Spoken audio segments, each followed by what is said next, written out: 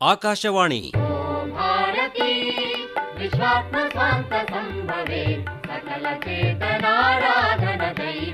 ದೇಶಕ್ಕಾಗಿ ನಾವು ಜನಾಭಿಪ್ರಾಯ.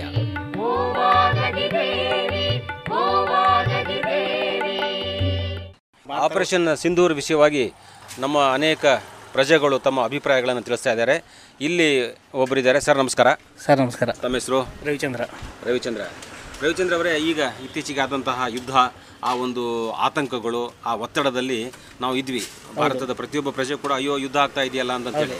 ಕೆಲವೊಬ್ಬರು ಏನಂತ ಇದ್ರು, ಇಲ್ಲ ಭಯೋತ್ಪಾದನೆಯನ್ನು ಹತ್ತಿಕ್ಕಬೇಕಂತಂದ್ರೆ ಈ ರೀತಿಯಾಗಿ ಕೆಲವು ಸಲ ಅನಿವಾರ್ಯ ಆಗುತ್ತೆ ಅಂತೇಳಿ ಹೇಳ್ತಾ ಇದ್ರು. ನಿಮ್ಮ ಅನಿಸಿಕೆ ಏನು? ಹೌದು ಸರ್, ಅನಿವಾರ್ಯ ಮಾಡಲೇಬೇಕು. ಅವ್ರು ಯಾರೋ ಬಂದು ಭಯೋತ್ಪಾದಕರು ಬಂದ್ಬಿಟ್ಟು ಸುಮ್ಮನೆ ದಾಳಿ ಮಾಡ್ಬಿಟ್ಟು ಹೊಡೋಗ್ಬಿಟ್ರೆ ಸುಮ್ಮನೆ ಕೈ ಕಟ್ಕೊಂಡು ಕೂತ್ಕೊಳ್ಳೋಕ್ಕಾಗಲ್ಲ. ಮಾಡಲೇಬೇಕು. ಈಗ ಸರಿಯಾಗಿ ಆಗಿದೆ, ಕರೆಕ್ಟಾಗಿದೆ, ನಿರ್ಧಾರ ಡಿಸಿಷನ್ ಸರಿಯಾಗಿದೆ, ಎಲ್ಲ ಕರೆಕ್ಟಾಗಿದೆ ಸರ್. ಅದರಲ್ಲೇನು ನಮ್ಮದೇನು ಇದಿಲ್ಲ, ಕರೆಕ್ಟಾಗಿ ಮಾಡಿದ್ದಾರೆ, ಗೌರ್ಮೆಂಟ್ ಇದೆ.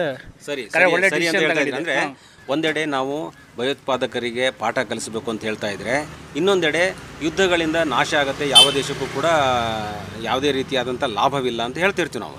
ಅಫ್ಕೋರ್ಸ್ ನಮ್ಮನ್ನು ರಕ್ಷಣೆ ಮಾಡಲಿಕ್ಕೆ ಯುದ್ಧ ಮಾಡಲೇಬೇಕಾಗತ್ತೆ. ನಮ್ಮ ಸೈನಿಕರ ಒಂದು ಹೋರಾಟದ ಒಂದು ಮನೋಭಾವ ಆಗಲಿ ಅಥವಾ ಅವರ ಕೆಚ್ಚದೆ, ಅವರ ಒಂದು ಶೌರ್ಯ ಈ ಸಂದರ್ಭದಲ್ಲಿ ಎಲ್ಲ ಗೊತ್ತಾಗತ್ತೆ. ಹೇಗೆ ಸೈನಿಕರ ಪರವಾಗಿ ನಾವು ಇರಬೇಕಾಗತ್ತೆ, ದೇಶದ ಪ್ರತಿಯೊಬ್ಬ ಪ್ರಜೆನೂ ಕೂಡ ದುಡಿಬೇಕಾಗತ್ತೆ. ಸರ್, ಸೈನಿಕರ ಪರವಾಗಿ ನಿಂತ್ಕೊಳ್ಳೇಬೇಕು. ಹಂಗಾಗಿ ನಾವು ಇದರಲ್ಲಿ ಏನು ತಪ್ಪೇನಿಲ್ಲ ಸರ್. ಈಗ ಲಾಸ್ ಆಯ್ತದೆ, ಲಾಭ ಆಯ್ತದೆ ಎಲ್ಲ ನೋಡೋಕ್ಕಾಗಲ್ಲ. ಇಲ್ಲಿ ಪ್ರಮುಖವಾಗಿ ಏನು ಹೇಳಬೇಕು ಅಂದರೆ ನಮ್ಮ ರಕ್ಷಣೆಗೋಸ್ಕರ ಅವ್ರು ಇರ್ಬೇಕಾದ್ರೆ ಅವ್ರಿಗೋಸ್ಕರ ನಾವು ಸಪೋರ್ಟ್ ಮಾಡಲೇಬೇಕು. ಒನ್ ಅವರ್ ಎಕ್ಸ್ಟ್ರಾ ದುಡಿಯೋಣ ಬಿಡಿ, ಏನಾಗುತ್ತೆ, ಅದರಲ್ಲೇನು ತಪ್ಪಿಲ್ವಲ್ಲ. ಎಲ್ಲ ಅವ್ರವ್ರ ಮನೆಗೋಸ್ಕರ ಅವ್ರವ್ರಿಗೋಸ್ಕರ ಅಂತ ದುಡ್ಕೊಂಡು ನಿಂತ್ಕೊಂಡ್ರೆ ಸೈನಿಕರಿಗೋಸ್ಕರ ಯಾರು ದುಡಿತಾರೆ? ಅವ್ರ ಫ್ಯಾಮಿಲಿ ಬಿಟ್ಬಿಟ್ಟು ಅವ್ರು ಅಲ್ಲಿರ್ಬೇಕಾದ್ರೆ ನಾವು ಒಂದು ಸ್ವಲ್ಪ ಅವ್ರಿಗೆ ಸಪೋರ್ಟ್ ಮಾಡಬೇಕು, ಅವ್ರಿಗೆ ಬೆಂಬಲವಾಗಿ ನಿಂತ್ಕೋಬೇಕು. ಹಂಗಾಗಿ ಅಂದರೆ ಇಲ್ಲ, ಒಳ್ಳೇದಿದೆ ಸರ್. ಗೌರ್ಮೆಂಟ್ ಒಳ್ಳೆ ಡಿಸಿಷನ್ ತಗೊಂಡಿದೆ, ಎಲ್ಲ ಸರಿಗಿದೆ ನನ್ನ ಪ್ರಕಾರ. ರವಿಚಂದ್ರ ಅವರೇ, ದೇಶದ ಭಾವನೆ, ದೇಶದ ಭಕ್ತಿ, ಇದು ನಮ್ಮ ದೇಶ ಅಂತ ನಾವು ಭಾವನೆ ಬರಬೇಕಾದ್ರೆ ಆ ಭಾವನೆ ಯಾವ ಮಟ್ಟದಿಂದ ನಮ್ಮಲ್ಲಿ ಬೆಳಿಬೇಕು ಅಂತೀರಾ? ಈಗ ಮಕ್ಕಳಿಗೆ ಅಲ್ಲಿಂದನೇ ಶುರು ಆಗಬೇಕು ಅಂತ ಇತ್ಯಾದಿ ಎಲ್ಲ ಹೇಳ್ತೀವಿ, ಅಥವಾ ಪ್ರತಿಯೊಬ್ಬ ಪ್ರಜೆಯಲ್ಲಿ ಕೂಡ ಈ ಭಾವನೆ ಇರಬೇಕು ಅಂತ ಹೇಳ್ತೀವಿ. ಅದ್ರ ಬಗ್ಗೆ ಸರ್, ಭಾರತದಲ್ಲಿ ಹುಟ್ಟಿದ ಮೇಲೆ ಅದು ಭಾವನೆ ಇರಲೇಬೇಕು ಸರ್. ಇಲ್ಲ ಅಂದರೆ ಅವ್ನು ಭಾರತ ಏನೂ ಇಲ್ಲ, ಅದು ಬೇರೆ ಪ್ರಶ್ನೆ. ಈಗ ಎಜುಕೇಟೆಡ್ ಮಾಡಬೇಕು ಅನ್ನೋ ಪರಿಸ್ಥಿತಿ ಬಂದಿದೆ. ಹಾಗಾಗಿ ಅವ್ರ ತಂದೆ ತಾಯಿ ಹೇಳ್ಕೊಡೋಂಗೆ ಪ್ರತಿಯೊಬ್ಬ ಭಾರತೀಯನಲ್ಲೂ ಇದೆ. ಒತ್ತಾಯಪೂರ್ವಕ ಹೇಳ್ಕೊಡ್ಬೇಕು ಅಂತದ್ದು ಏನಿಲ್ಲ. ಸಣ್ಣ ಪುಟ್ಟ ಯಾರೋ ಒಬ್ಬರು ಕಿಡಿಗಳು ಮಾತಾಡ್ತಾರೆ, ಅದಕ್ಕೆಲ್ಲ ತಲೆ ಕೆಡಿಸ್ಕೊಳ್ಳೋಕ್ಕಾಗಲ್ಲ. ಪ್ರತಿಯೊಬ್ಬ ಪ್ರಜೆಯಲ್ಲಿ ಕೂಡ ಈ ರೀತಿ ಭಾವನೆ ಇರಬೇಕು. ಬೆಳೆದ ನಂತರ ಒಂದು ತಿಳುವಳಿಕೆ ಬಂದ ಮೇಲೆ ದೇಶ ನಮ್ಮದು ಅಂತನೋ ಭಾವನೆ ಬರುತ್ತೆ. ಆದರೆ ಮಕ್ಕಳಿದ್ದಾಗಲಿಂದನೇ ಈ ಒಂದು ವಿಚಾರಗಳನ್ನು ನಾವು ಆರಂಭದಿಂದಲೇ ಹಾಕಿದರೆ ಅವ್ರ ತಲೆಯಲ್ಲಿ ದೇಶ ಮೊದಲು ಅಂತನೋ ಭಾವನೆ ಹಾಕಿದಾಗ ಏನಾಗುತ್ತೆ, ಅವರಿಗೂ ಕೂಡ ದೇಶದ ಒಂದು ಭಾವನೆ ಅಲ್ಲಿಂದನೇ ಶುರು ಆಗುತ್ತೆ. ಇಲ್ಲಾಂದರೆ ಏನಾಗುತ್ತೆ, ಈಗ ಕೆಲವು ಈ ಭಯೋತ್ಪಾದನೆಯಲ್ಲಿ ತೊಡಗಿರುವಂಥ ಜನರನ್ನು ಬ್ರೈನ್ ವಾಶ್ ಮಾಡ್ತಾರೆ. ಅವರು ಸಣ್ಣ ವಯಸ್ಸಿನಲ್ಲಿ ಅವರಿಗೆ ಒಂದಿಷ್ಟು ಹೇಳಿ ಅಫ್ಕೋರ್ಸ್ ಅವ್ರವ್ರ ಧರ್ಮದಲ್ಲಿ ಅವ್ರು ಯಾವ ರೀತಿ ಹೇಳ್ಕೊಳ್ತಾರೆ ಅವ್ರಿಗೆ ಬಿಟ್ಟಿದ್ದು.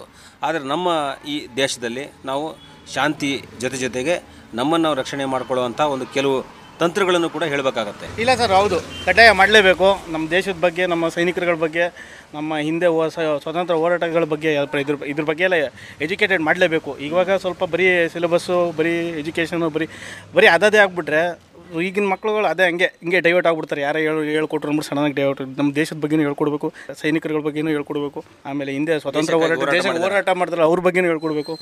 ಭಯೋತ್ಪಾದನೆ ಅಂತ ಅನ್ನೋದು ಈಗ ಒಂದು ಜಮ್ಮು ಕಾಶ್ಮೀರಿಗೆ ಅಷ್ಟೇ ಸೀಮಿತ ಇಲ್ಲ, ಇಡೀ ನಮ್ಮ ದೇಶದ ಮೂಲೆಯಲ್ಲಿ ಕೂಡ ನಡೀತಾ ಇದೆ. ಎಲ್ಲೋ ಒಂದು ದೊಡ್ಡ ಜನಜಂಗುಳಿ ಇತ್ತಂದ್ರೆ ಇಲ್ಲಿ ಏನಾದ್ರು ಭಯೋತ್ಪಾದನೆ ಆಗ್ಬಿಟ್ರೆ ಹೆಂಗಪ್ಪ ಅಂತ ನಾವು ಸುಮ್ಮನೆ ಅಂದರೆ ಆ ರೀತಿಯಾಗಿ ಒಂದಿಷ್ಟು ಭಯ ಹುಟ್ಟಿಸುವಂಥ ಕೆಲಸ ಆಗಿದೆ.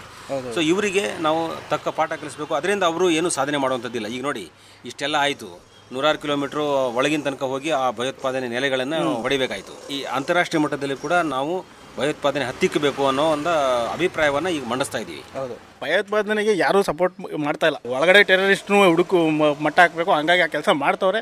ಯಾರ್ಯಾರು ಟೆರರಿಸ್ಟ್ ಸಪೋರ್ಟ್ ಮಾಡೋ ದೇಶಗಳಿಗೆ ಯಾರ್ಯಾರು ಸಪೋರ್ಟ್ ಮಾಡ್ತಾರೆ, ಯಾವ್ಯಾವ ದೇಶ ಸಪೋರ್ಟ್ ಮಾಡ್ತಾರೋ ಅದಕ್ಕೆಲ್ಲ ಈಗ ಉತ್ತರ ಕೊಡುವಂಥ ಕಾಲ ಬಂದಿದೆ. ನಾವು ಅದಕ್ಕೆ ಸಪೋರ್ಟ್ ಮಾಡಬೇಕು. ತುಂಬ ಧನ್ಯವಾದಗಳು. ನಮಸ್ಕಾರ. Thank you sir. Thank you. ದೇಶಕ್ಕಾಗಿ ನಾವು ಜನಾಭಿಪ್ರಾಯ ಕೇಳಿದಿರಿ. ಪ್ರಸ್ತುತಿ ಜಾಂಪಣ್ಣ ಆಶಿಹಾಳ್. ಇದು ಬೆಂಗಳೂರು ಆಕಾಶವಾಣಿ ಕೇಂದ್ರದ ಕೊಡುಗೆ.